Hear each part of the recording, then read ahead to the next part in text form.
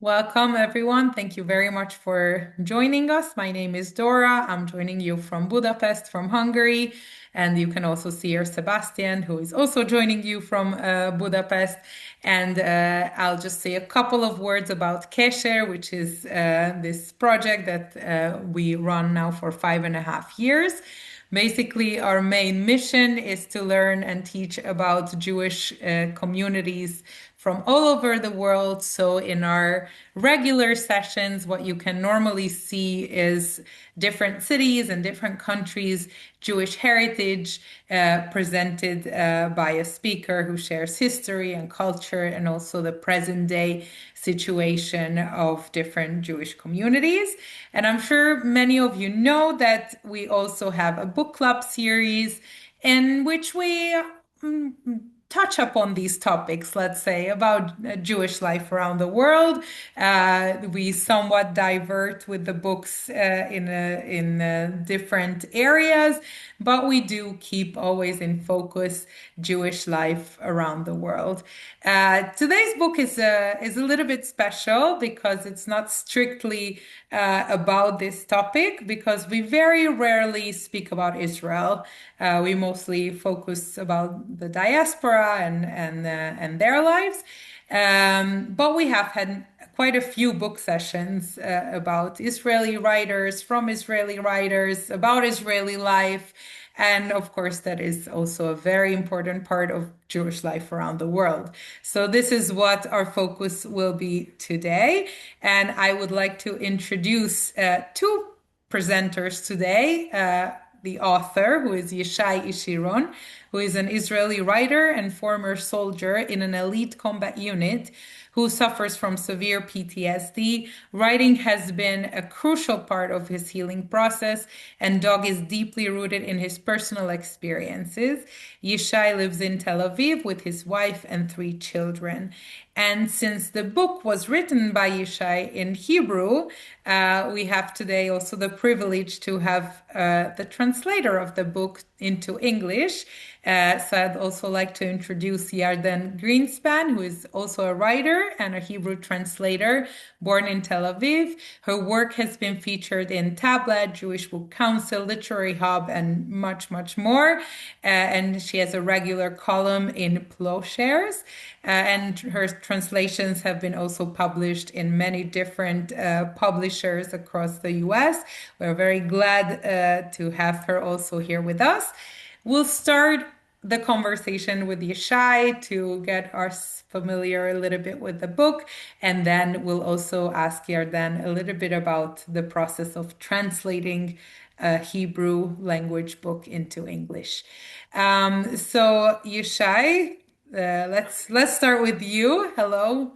Hi, Thank hi. you. So let's start with me saying thank you, Dora and Sebastian and Qesher, and thank you to all those wonderful people that join us today to this author translator event, which is amazing. So I would firstly want to thank everyone that are here with us. Yes, I'm all yours. Thank you, and thank you for both of you for joining. So, first of all, just to start out, I would like to ask you if you could tell us a bit about your background and what motivated you to write this story. Yes, so because not everybody knows exactly about what it's about, dog. So maybe we'll tell a little bit about the book without making any spoilers. The book is dealing with the protagonist is an officer in Golani, a special unit in Golani, and he returns from Operation Pillar of Defense in Gaza, which was much before 7th of October. Today, everything is connected to 7th of October. So my book was published actually in March the same year, and the war started in October. So my book was pre the war. And this guy, which is a decorated officer, he is living his life, which are very normative. He has he has he's learning law school. He just returned from Japan. He has his teammates. Everything is going very nice for him. And suddenly, his PTSD erupted in a very severe way, and he start to. It's like a snowball. The minute it start to influence him, he cannot recognize him, and it's very common for PTSD. People are 1 second they were very normal people, they were doing everything that all of us are doing, and the second they are suffering from all sort of miserable and amazing uh, uh, things like nightmares and not able to sleep and not able to eat and disassociation, and sometimes it's horrible anxiety attacks and panic attacks. So he gets into this and he actually start to use drugs in order to self-medicate him against those feelings that he suddenly feels. And the drugs, at first they help, but then he needs other and other drugs. And he finds himself pretty quickly using heroin in the streets of Tel Aviv. He's losing his apartment, he's losing everything he had in life.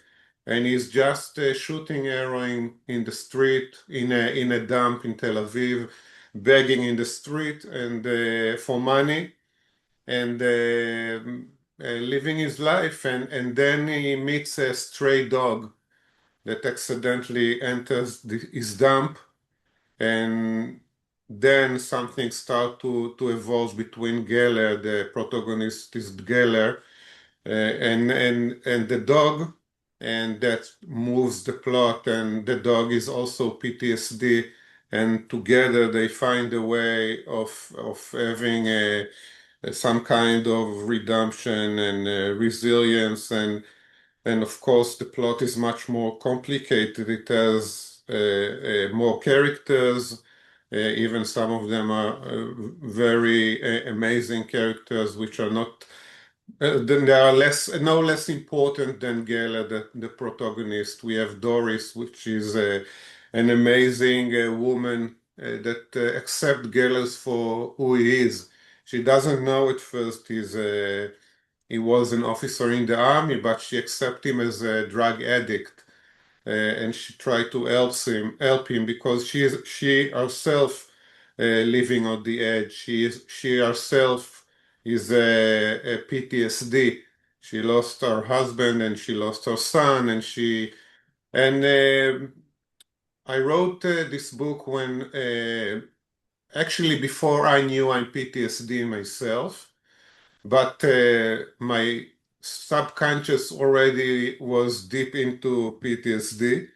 I was released from my unit many, many years ago.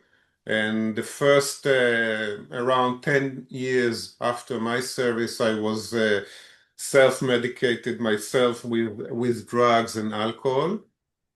And after many years, I quit because the symptoms of the PTSD started to uh, go through this blocking of drugs and alcohol. So I understood I have to quit being addicted, and then I had to take care of those symptoms, which I still haven't understood that they are part of a PTSD, because for men especially, but not always, or not only men, it's sometimes very hard to admit that we suffer from mental illness of all kind, and especially for soldiers that see themselves as very strong. We've been in a special unit, or we did stuff, and all of our teammates, or most of them, are fine, and why me so weak, or what happening to me. So it took many years for me, and I understand that so many other soldiers that suffer from PTSD having so much trouble to admit it first to themselves and then to their loved ones and to their family.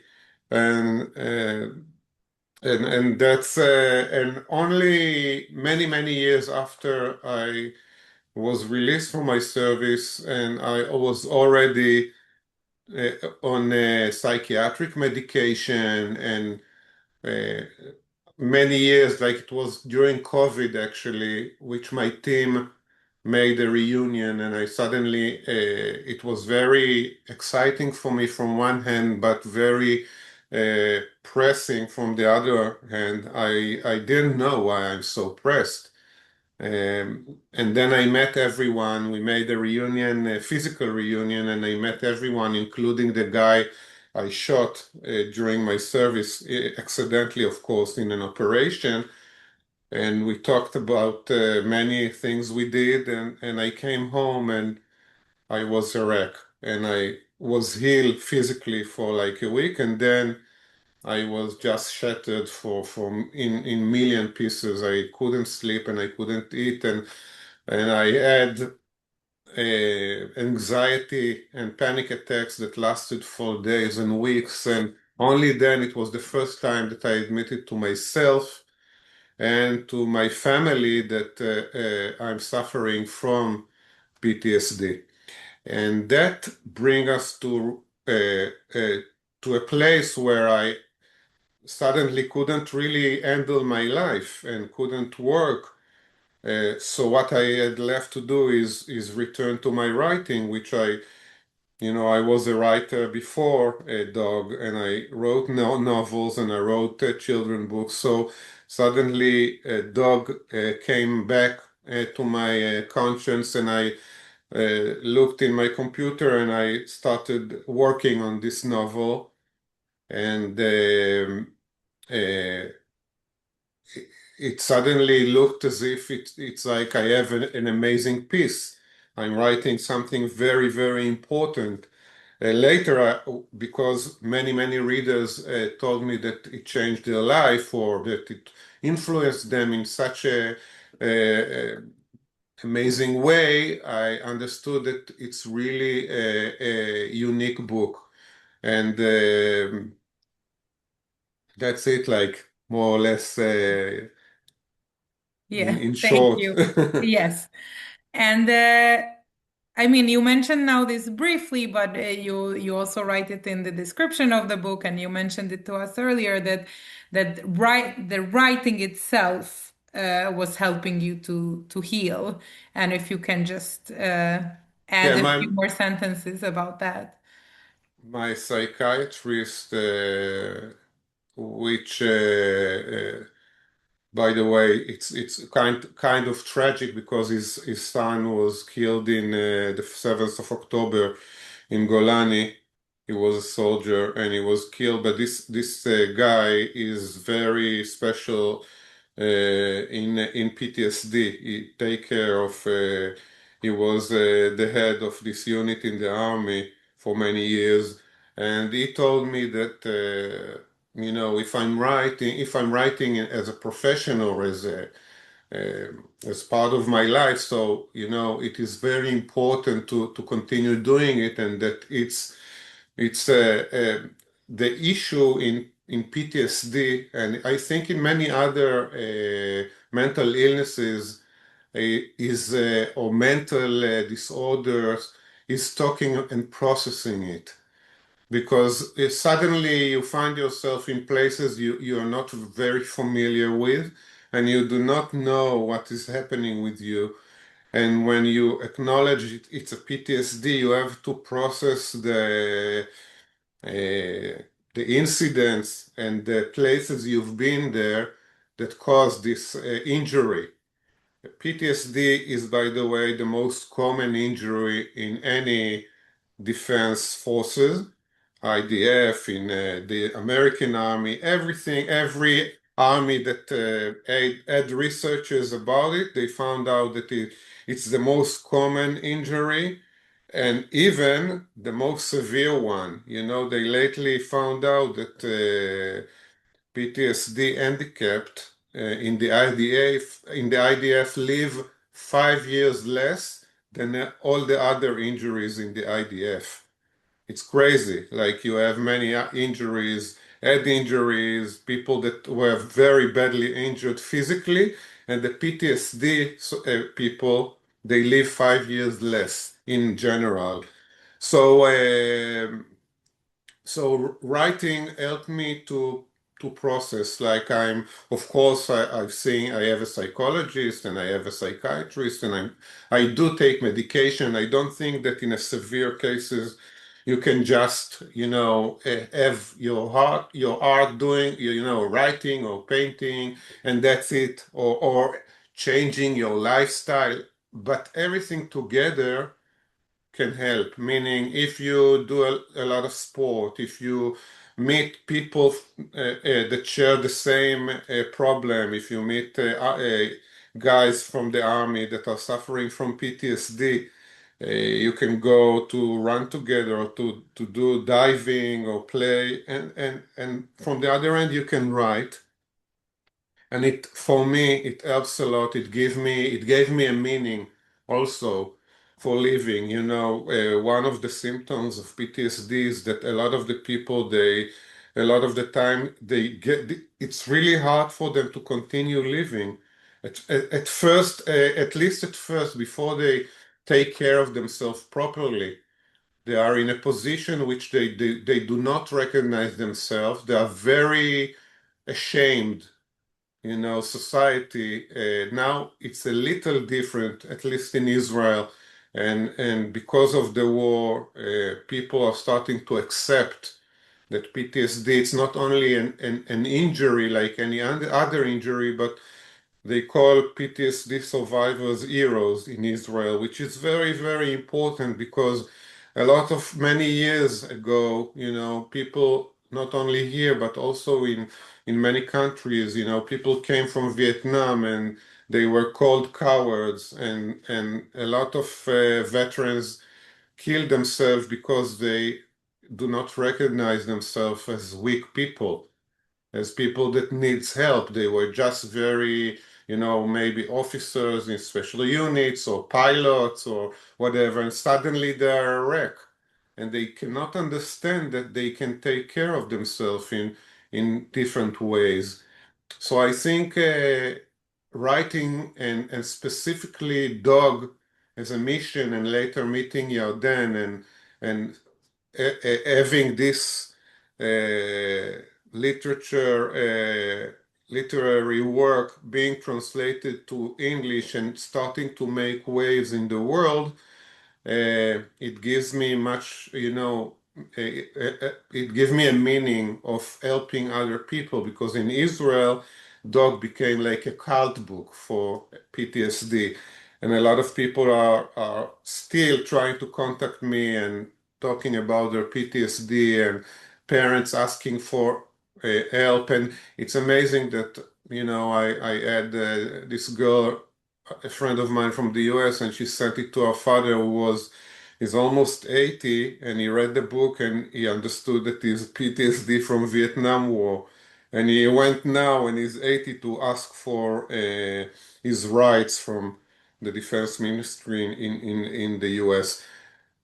So this is like was my part of trying to help myself also, writing it, helping others, and spreading the news and shading, like putting the light on this subject, which is so important global, not only in Israel. And by the way, in general, it's a big problem, like not only for veterans, but also for sexual attacks, for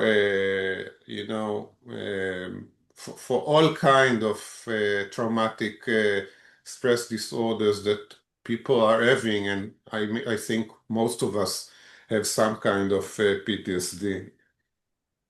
Thank you. What would you say? How is Dog different from the usual war novels that we are familiar Oh, with? you said it, war novel. Dog is not a war novel. It's what happened after the war is over.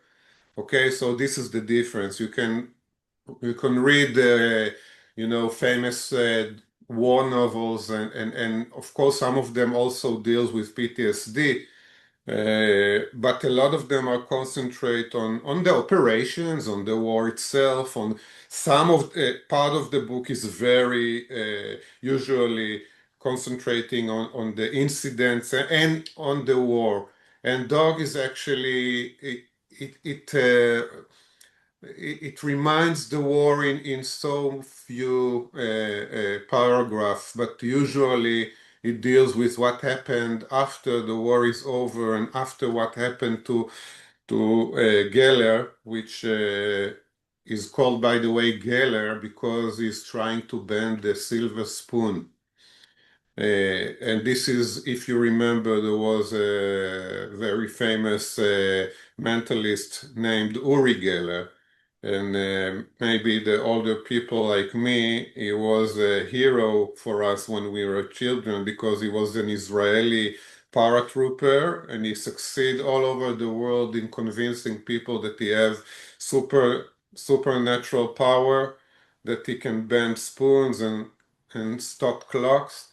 So it gave me the combination that Geller, in my story, he thinks that he's in such a deep shit, you know.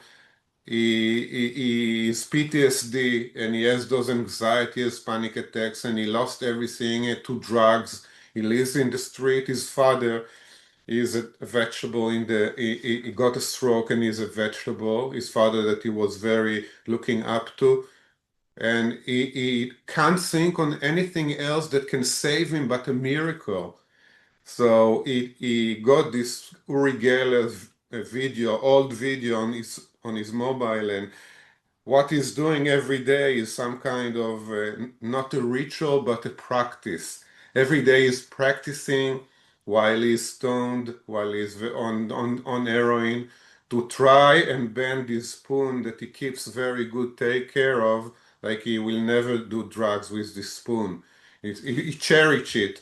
So he's trying to bend the spoon and he thinks, you know, it's like the easy way. If I will succeed in bending the spoon, I will be, you know, I can do anything in my life. I can, so that's why everybody calls him Geller. It's not his real name. Um, Thanks. Sorry, that's Yeah. it. I don't remember the Yes, question no, you anymore. answered perfectly. And I think like what you emphasized that this is what happens after the war. And I found that one of the most fascinating aspects of reading your book is how much it is in the present. Like everything happens in the present, and we barely find out about Geller's past and also about his future. Very little. Like is just truly in the present. And I was just wondering if that was a conscious decision that you wrote it this way, that we always deal with the day, with what happens today. First of all, Geller say, if you remember in the book, that being a drug addict is like the most. Um, it's like it's like being an accountant. You say it's nothing surprises you when you are a drug addict and live on the street. He has a ritual every day. He wakes up, so he's living day by day. Okay, and as in my mind, I wanted to really concentrate on. There's two point of view in the book. One is Geller's and the other one is Dog. And both of the gallery is talking from first time, you know, is talking about himself, and Dog we are getting to know him by from the author, but you know, living day by day, I try to move this feeling to give the reader the feeling that it's what's happening together now, and that everything is happening, and what happened in the past is the reason for the PTSD. So basically, yeah, I choose it. I didn't choose, but it chose. When I write very fluidly. Like I don't know, I don't have like big plan and I don't know what will happen. And many times I'm surprised by my characters and where they takes me and what they are capable of doing or thinking. And I think so I can tell you I wanted this and this to be. I just felt it in my guts and it was written himself in this way, which was later I found out that it was probably the correct way because the book was very successful in Israel and got so many endorsement from so many people all over the world, not only in Israel and not only from famous authors, but also from psychiatrists and from Professor Asa Qesher he was the father of the ethic code of the IDF. Um, so probably something, the book, I did something good, I think. And you mentioned that now there is a bit more awareness in general about PTSD. And so I was wondering if in Israel, is that visible in the protocol? Like, is there special help that soldiers get after they get out I of can tell you war? that Did something change? I'm not really aware of how things are exactly in the army, but I can tell you that because I'm acknowledged in the Ministry of Defense as an handicapped 50% for PTSD, so I get a lot of messages from the unit that take cares in the Ministry of Defense, and I think that it's it's a dramatic change to what it was in the past. Okay, many uh, digital option to get in touch with them and help for the family, which was it wasn't something that PTSD survivor received in the past. Today they receive psychological treatments not only to them, but their wife can have it, and their mom can, and their parents can have it to the rest of their life.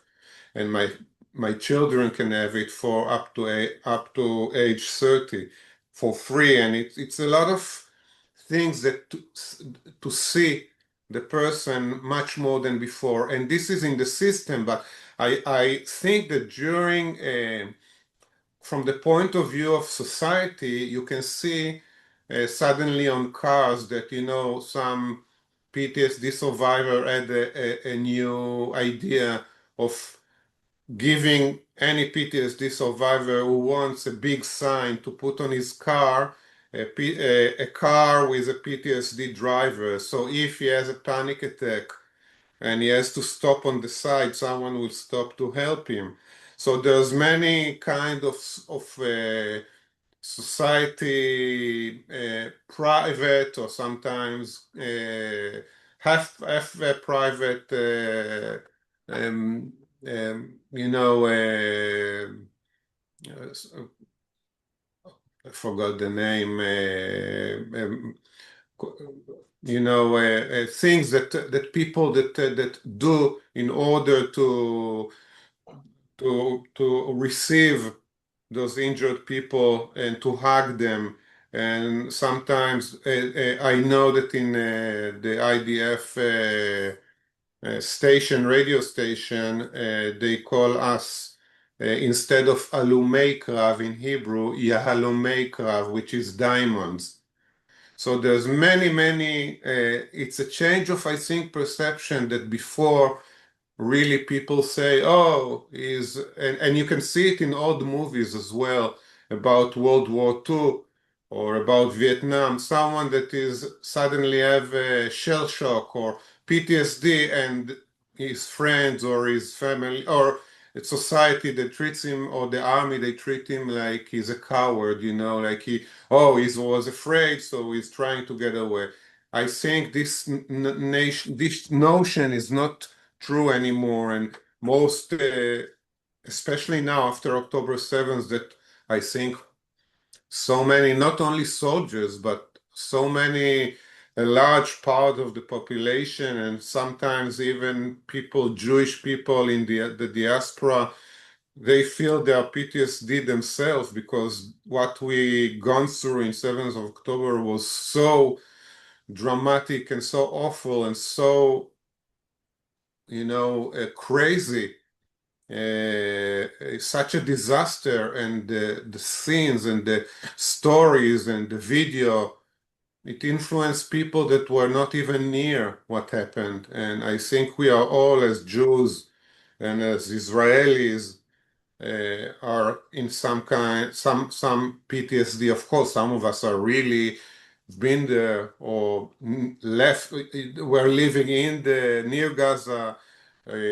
But all of us were influenced. My One of my son's best friends was kidnapped to Gaza, and we have people we know that were kidnapped, and we know soldiers that were killed. So it's like, I think it's one of the worst things that could have happened to us as a country and as Jews all over the world. And I think PTSD is a major issue now. Thank you. I'll just ask the last two questions, so we also have time Yeah, to yeah, yeah, speak with sure. Yardenne. So I'll ask them both, and then you can just share what you would like. So one of the questions I still wanted to ask is, what message do you hope readers will take from Dog? And the other one is, what are you working on now or next? Mhm. So first, it's a great question because I think when I want people to finish, when they finish reading Dog, first of all, I want it to linger in them and to think, because it's not an easy book to read, and I want them to see not only PTSD, which is very common now, but also to see other weak links in society and to do tikkun olam, which all of us knows what it is. It's the little thing that each and every one will do will change the world. And I think that if we drive in the cities and beggars come to our window, we should understand that maybe they are not just beggars that, you know, decided to work in this line of business. Usually it's PTSD people. It's people that were mentally ill or they suffer PTSD. They came from broken homes, or they were veterans, or they were ill, and these weak links in society, those prostitution that is everywhere, and girls which comes from many dark places that were sexually assaulted, or come from broken family, or it's all these weak links in society, and we should see them as human beings. Because Geller, when he was walking in the street, he was thinking that, people are not even afraid of him. They just disgust of him. They don't want to go near him. He's like, he thinks this is what he feels from the people that sees him, that he's a piece of shit, that no one wants to get near him. No, of course, not to help him. So we should lend a hand. We should give a warm meal. We should give a smile. We should talk to weak people and understand that you know, no one wants to be in those low places. And I think this idea, I want people to understand and to feel in their guts when they finish reading Dog. And I'm working, not what I'm working, but actually just finished, Yardenne finished translating my next novel, which will come out in probably August 26th. And it's called The Girl Who Rode the White Lion. And it deals with another big trauma, which is about the Holocaust. It's more of a romantic historical adventure which takes us from the Crystal Night of Germany and onto the 50s in New York, and about I would not tell the whole story, but basically about a veterinarian works in Central Park Zoo, which finds in an autopsy in a lion a Nazi ring, skull ring. It's called, Himmler gave those rings to all Nazi officers in the SS. And he is crazy how this ring got to the lion's guts, as from there start a big adventure. So we finished, Yarden finished translating it and we finished editing it, and we are very exciting about this book, which, and I would just use another 1 minute to ask people to really follow my Instagram and register in my website, and they will be the first to know about the new novel. And I'm very it helps me a lot to see people reading my post or seeing my post. So, um, and of course, buy dog whatever you can, Amazon and or all the big onlines, Barnes and Nobles, and yeah. Then it's Yeah, your we show will we now. will share everything tomorrow Thank with all you. the registrants. So you will all receive all this information.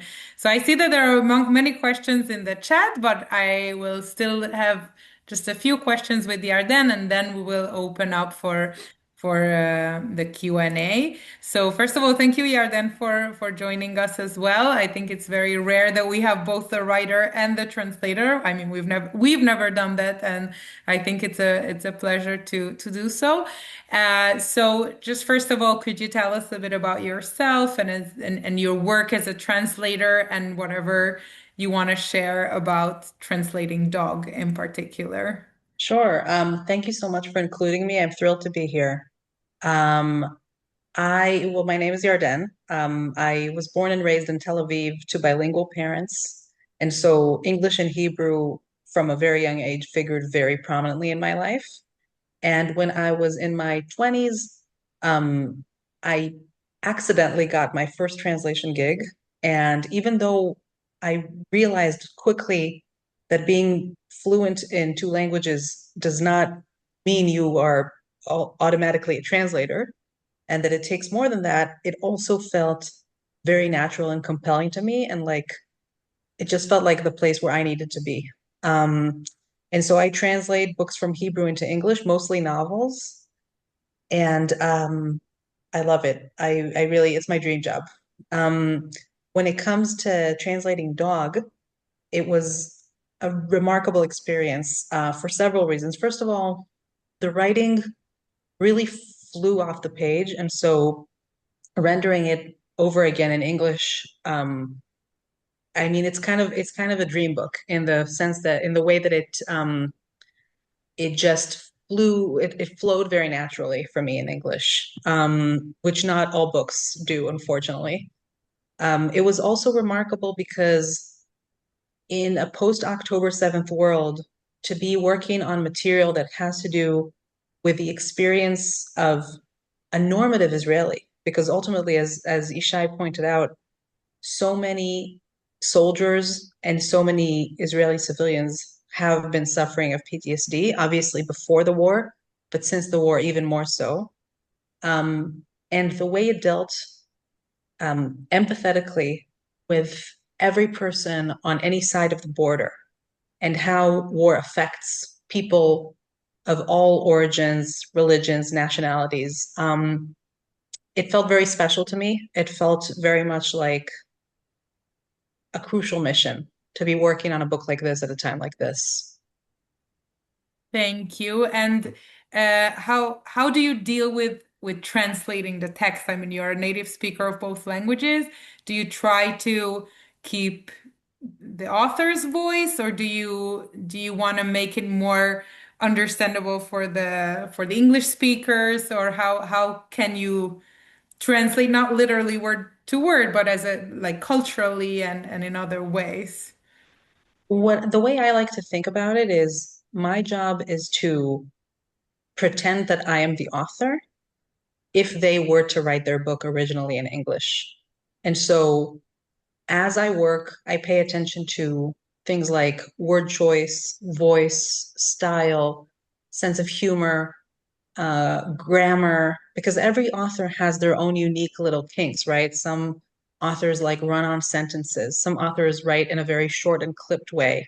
Some authors utilize a lot of slang. Others may have a lot of biblical references included in their writing. And so my idea when I work is just to think if Yishai, for instance, were to be writing this book in English, what word would he choose?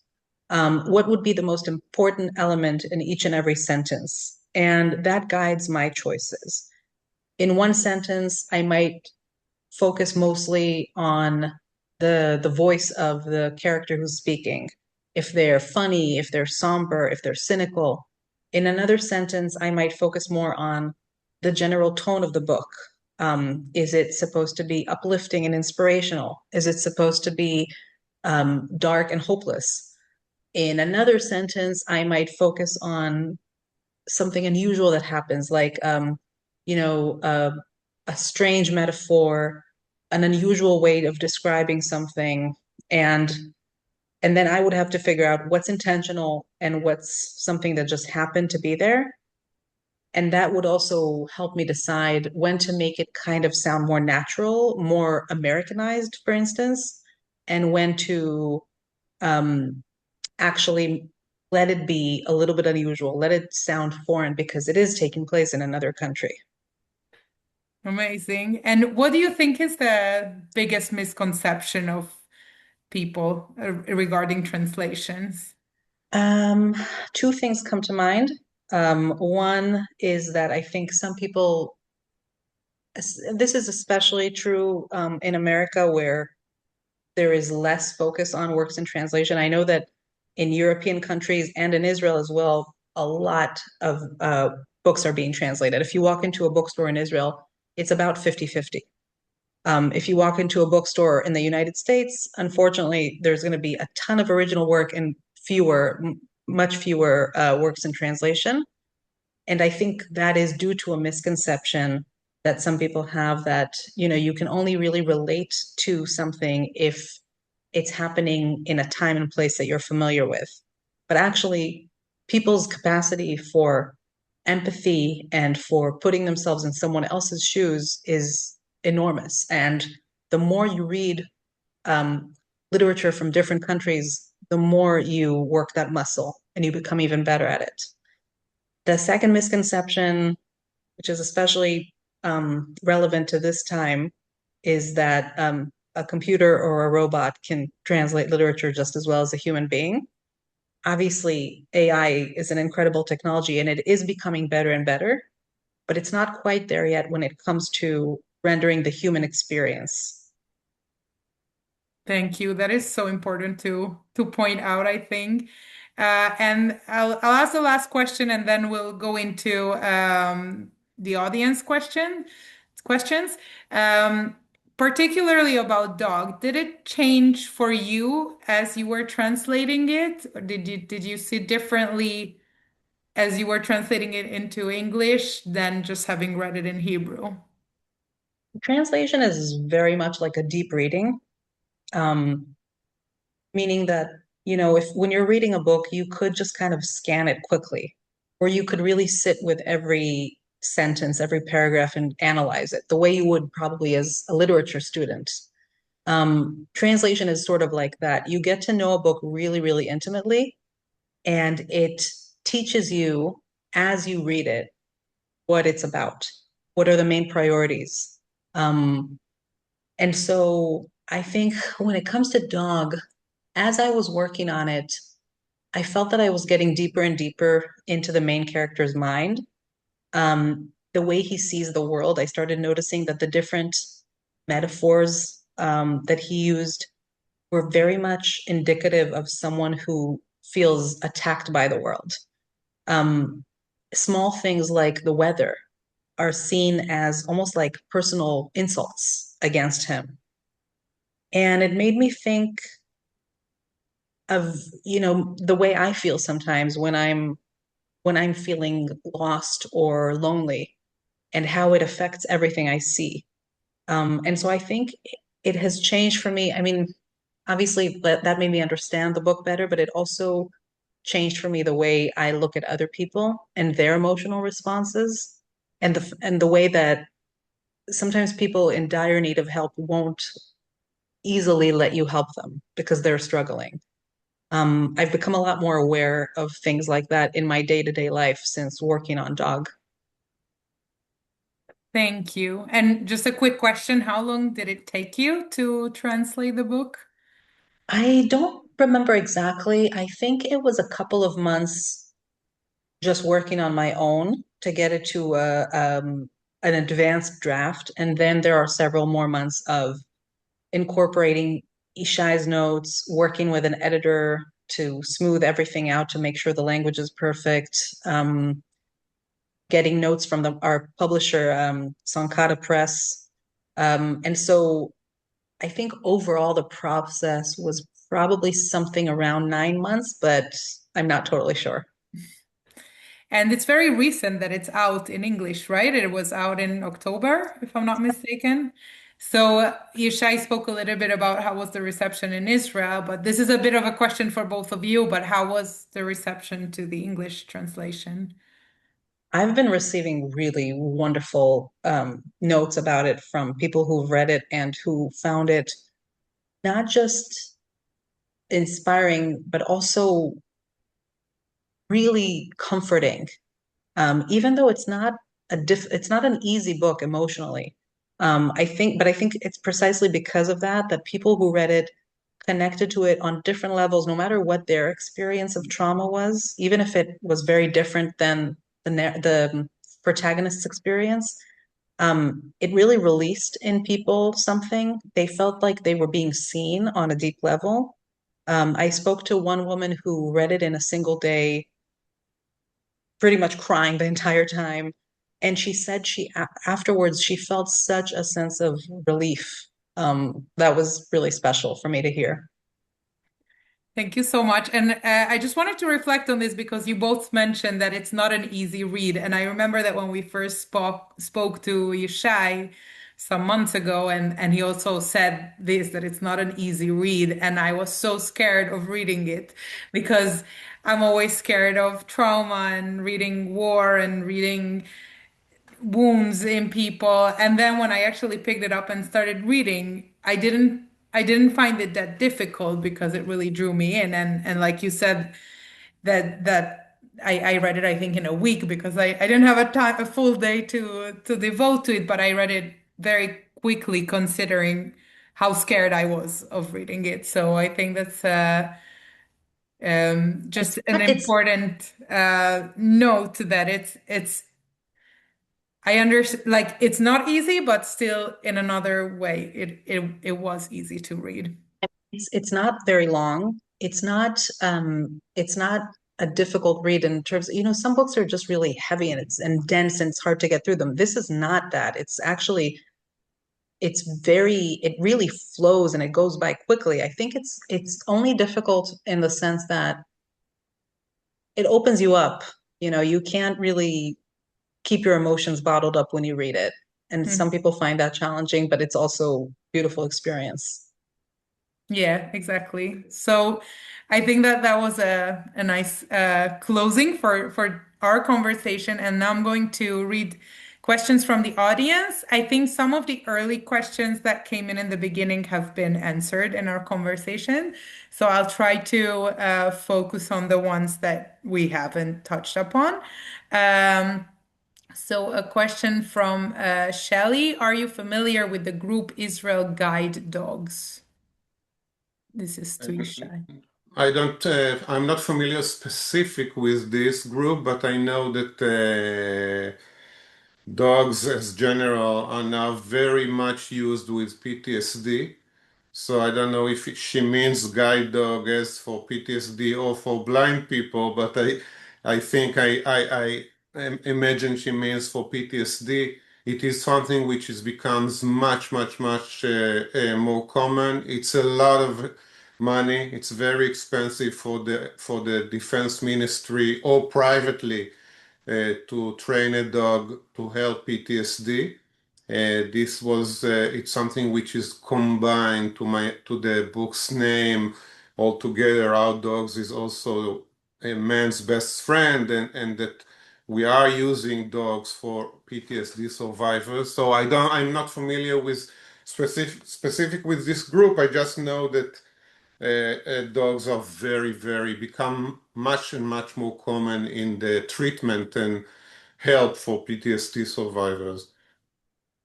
Thank you. And actually, many of the questions that I'm reading now are asking about dog. Like, if you can speak a bit more to us without Yeah, giving too many spoilers, because I know that most of you haven't read the book, so I don't want to yeah. share too much. But a bit, what is the significance Yeah, of the dog? And there's sure there's two dogs in the book. Two dogs. One dog is more symbolized dog. He is the dog in Gaza, which because Geller cannot handle all those very difficult memories and difficult experiences he had during his service, uh, he thinks that he can handle his friends that died near him and all the Palestinians he killed, and he thinks that he can handle it, but basically he puts all this suffering into one memory of one poor dog that came near them, near his team, and he remembers one of his teammates shooting the dog in the head and killing him. This poor dog that just came to get a little attention or food or water. And this dog is the dog in Gaza.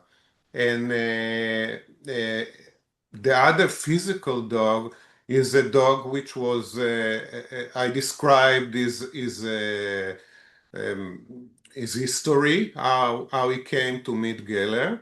And he is a dog that suffered from PTSD due to what he happened to him during his growing with this family or the other family. And at the end, those two poor souls, which are both PTSD and both suffer, they combine together.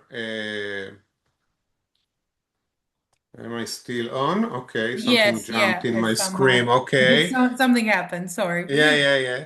So basically, this because dog is so important and he leads Geller in its way to some kind of option for redemption, and without telling much, but dog is a protagonist which is no less important than Geller, and that's why, or maybe even more, that's why the book is called Dog. Okay, and the reader will, I think, will feel it faster than understand it. Thank you. Another question which you touched upon a little bit, but I'll ask, how much of the book is autobiographical? The book is psychology in a psychologist perspective is very autobiography. Okay, for the from the point of view of a soldier which was seeing and doing stuff and was injured as a PTSD and was self-medicated himself by drugs. Of course, Dog as a book is more extreme because I wanted to give drama. Not that it's not happening. I mean, if you check in the US, so many veterans are in the street and using drugs, and in other countries as well. I just gave an example for the US, but everywhere.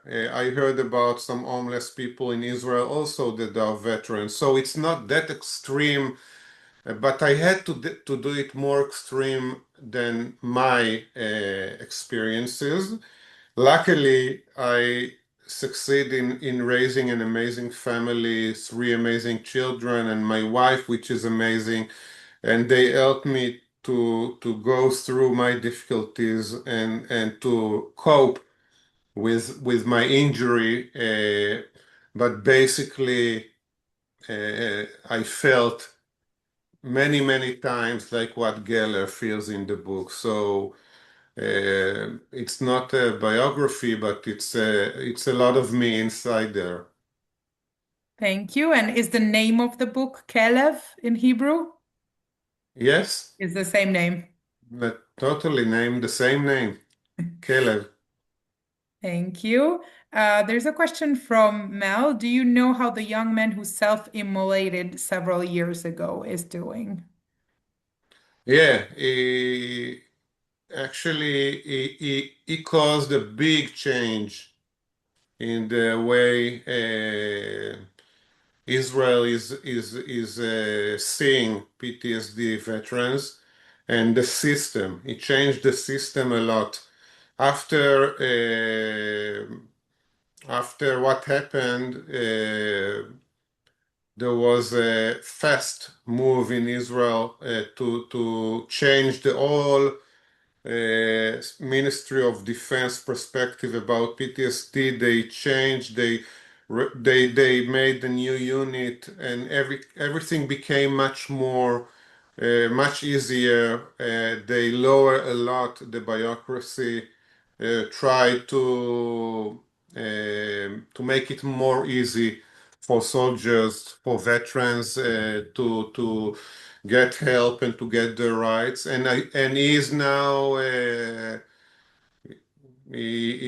much better, of course.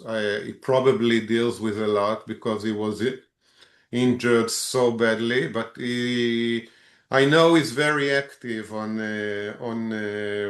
PTSD survivors, handicapped rights in Israel. So I see him in the media from once in a while, and I think that he is doing much better. But he's gone through a lot, so it's not easy. Thank you. The next question is from Joan. I'm reading as she writes. I was under the impression that Israel has a good program for veterans. So I was told years ago, especially, and the public in general. Is that not true? And she's a trauma therapist in the US. Okay, so by the way, dog is very now starting to be common among trauma therapists, even in the US. In Israel, it's been for a long time ago, but I've been contacted with few trauma therapists that read dog and that introduce it to their peers, and they telling me that they also learn a lot from it. Uh, to the question, to the answer, again, there's still a lot to do, especially now after 7th of October. I think the system has to deal with numbers we couldn't even believe that will happen. This war, the toll is so amazing, it's so big. But I think the perspective changed, and so does the thing, the operation. So uh, I think that getting acknowledged with PTSD is faster today. And what I had to go through in the Ministry of Defense to get acknowledged as a PTSD survivor took me less than a year, when people 20 years ago it took them 10 years or 15 years. So the system is much better. And of course, there's all kind of treatments like EMDR and, many kind of psychology treatments. And they give also options you know, for treatments which are not like medical but more natural, like you can go and ride horses and they pay for it, or you can they try to help you find if you need this kind of sport or this kind of hobby. They try to help you process and take care of yourself and try to get better. I don't think you can really heal from it, but they try to get you. much faster. And I know that the system tried to catch it very early today. When I was in the army, no one, I shot my friend and no one even showed me a therapist to talk about it. You know, it was like nothing happened. And they didn't even know what I gone through in my mind when I had this guy. He wasn't killed, but he was hit, and I had this a lot of pressure and feelings that I could have killed him and I could have made him handicapped in a very bad way, and no one cared. So I think the system is much understanding much better this situation today. Thank you. And again, related to PTSD, there are two questions below each other that somehow are on the different edges of the spectrum. One question was whether PTSD can be cured completely, and how common is it to commit suicide with people who suffer from Okay, PTSD? so I haven't heard about someone that was cured, and if you know, I would glad to know about it. And I tried anything. I mean, I tried any kind of treatment, any kind of pills, and there's many, people that claim that they can heal, but basically, I think it's not a matter of to get cured, but and I think today you can even see PTSD in MRI. This is what I've heard lately, that the brain itself changes with PTSD. But I think there's a lot of ways to be balanced and to feel better and to get your life together, as they say, or get your shit together and start, to be able to work or to write or to do things you like. And it's a little, it gives some hope for people that thinks, there's no hope. And for the second question, unfortunately, it is very common. I don't know percentages, but I can tell you that since the Gaza war began, formally, like 80 Israeli soldiers and veterans killed themselves, which is a lot. In a regular year, it's like maybe 5 to 10 soldiers. So we are like in very high numbers, and it's much more than this because many are not very are not published as suicides of PTSD. So I guess it's a big problem, and I really hope that people that feel they were injured, or parents that they think their children were injured, that they will ask for help and seek help because it can really save life. And not always, sometimes the pain is so difficult, like in severe, depression. Some people cannot, anything they try, it won't help. So probably it's a lot of, it's also a lot of, depends on the personality and the biology of everyone. Someone react to some situation in a certain way and another one differently. And, you know, so it's also influenced by a lot of aspects. Thank you so much. We reached the end of our time, but of course, tomorrow, as always, we will send out this recording and we will also send out Yishai's Instagram and website and all the information that he mentioned. So you will be able Thanks. to follow him or buy the book if you want to read it. We really encourage you that you do because it's really a special and unique piece of work. Thank you so much, Yishai, for first of all sharing your story Thank you. and helping us learn about this very important topic and for sharing your work with us. And thank you also, Yarden, for joining us and letting us know about the translation, which is just as important. Otherwise, those who don't speak Really Hebrew quick, wouldn't be. Yes, really go quick ahead. sentence. I just want to thank everyone again. It's amazing that people took from their time to listen to this important conversation about PTSD and, of course, about dog. I can recommend the English version because Yarden is really talented. Is not even near what I think she is. She's so amazing. She is one of the five best translators from Hebrew to English, and she's amazing. And I'm so feeling so grateful we are together in this journey. And for our amazing audience, thank you. And I hope and wish you buy dog and you recommend it to your friends because as I see, dog is coming to the readers from the bottom. We don't have so many, some kata press. They don't have so much money to put into publication. So it's a lot from mouth to ear, and we see the growth that in sales because people are talking about it and recommend it. So I thank you very much to everyone and to you, of course, Dora and Sebastian and Qesher. And thank you so much.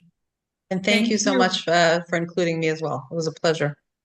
Thank you. And Yarden, if you have a website or where people can find other books that you've translated, then please send it to us as well so we can share it with everyone. I see now people.